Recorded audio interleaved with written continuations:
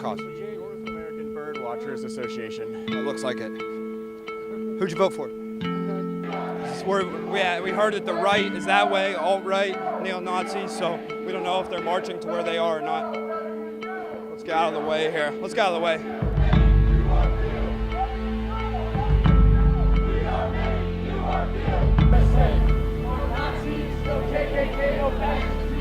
You think I'm a Nazi? I'm not. I don't want to do the stereotypical I have black friends, but I would like for them to know that, like, I have black friends. You against white genocide or what? White genocide? That's not a thing that's happening. The batting cages, where are they? Do what? Who are you? Huh? Who are you? Who are you? Got him.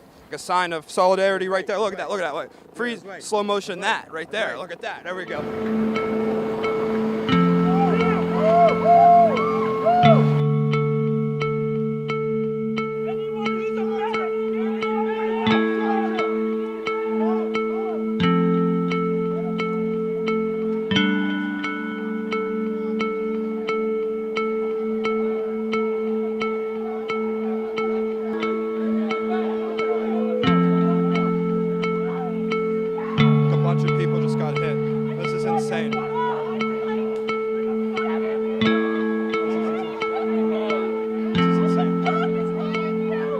Now more than ever, you can see, why there's this divide.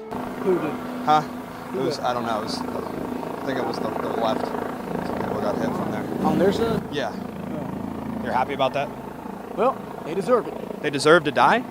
No, absolutely. You just said they deserve to die. Why do you think they deserve to die? They're the scum of the earth. Yeah. They have violently attacked our people. They have sent death threats to us. So you think that those people deserve to die? Is what you're saying? I don't think so myself, sir. So let's move it. I think so. That's my statement. I sure don't think That doesn't make sense. That's messed up. Don't worry about that. I don't think so. Yeah. Loser! Loser! Get him. Look at that loser! Loser! Who do you think's giving a better interview, me or this guy? Me.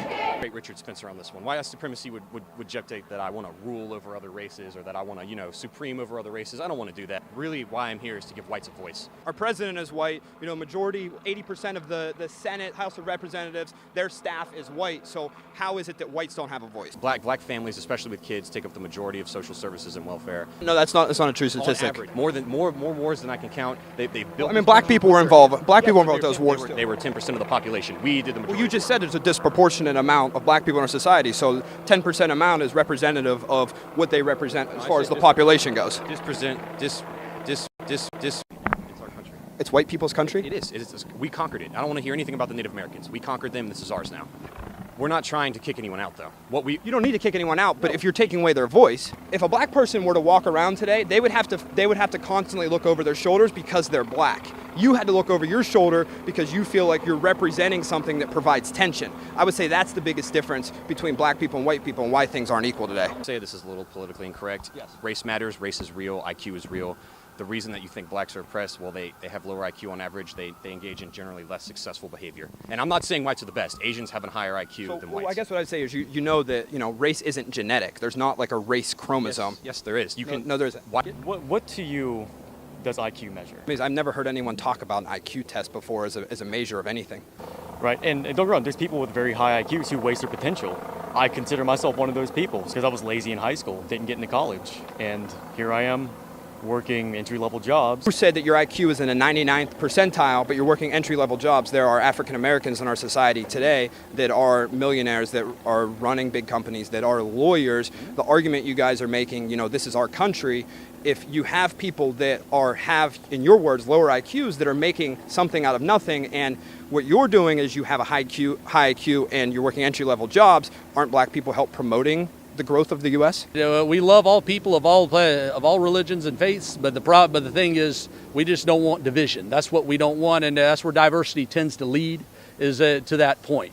You believe that you want to promote equality, but you want to keep things divided. Well, you feel that whites should have the main voice in our country. Well, yeah, I think we should remain. But isn't that the opposite of equality? What would you say that the Confederate flag represents? People being divided. When he said, "I have a dream," the dream is not what most people think it is. What was his dream then that you know of it? his dream was was cultural Marxism spreading throughout all the country. He didn't want black people to have equal rights. No, he wanted them to have additional rights. Additional rights, he just wanted them to be equal. Their enemy is among themselves. Most of the crime. There's no people here that they're enemy of black people. It's themselves. There So are. what you're saying is, Yes, yeah. so what you're saying is the Black Lives Matter, the enemy within Black Lives Matter is other Black Lives Matters members. It's not the neo-Nazis and white supremacists. Land. You know? But this is a white person's homeland. Well, if you look at the first immigration law, it restricted immigration to free white men very clearly. I think that was drafted sometime, in the late 1700s, maybe 1791. So you're saying we should follow the laws of the 1700s? I'm not from Charlottesville. I came down from Alexandria. I feel that if white people don't come out and say this is unacceptable to us, we can be seen as giving credence to the idea with our silence that we are somehow okay with it. I'm not okay with it. None of us should be okay with it. What's your title? President of Black Lives Matter, New York. They're able to say to themselves, hey, I'm not doing something so bad because I'm not being racist. But if you get to the core beliefs of things, it is racism. It's all racism. You don't believe in black people, but you're a fan of the NFL. How's that? Do you not cheer when a black person gets an end zone? Because white people really aren't scoring. Can you kind of just talk about the hypocrisy behind their stance? God is on the side of the oppressed. Moses led the slaves out of Egypt.